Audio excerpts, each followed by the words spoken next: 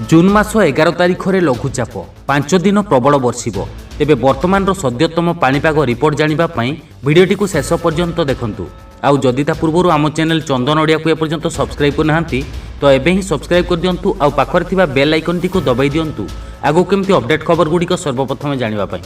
तेबे आसंता जून 11 तारिख में उत्तर बंगोपसागर ओडिशा एवं पश्चिमबंग उपकूल में एक लघुचाप क्षेत्र सृष्टि हेबो।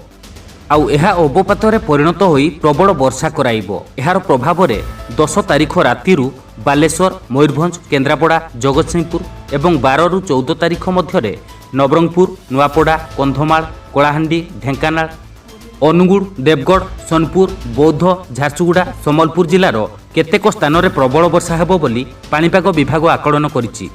तेबे दक्षिण पश्चिम मौसुमी वायु 2 दिन विलंबरे गुरुवार केरल छुईंची।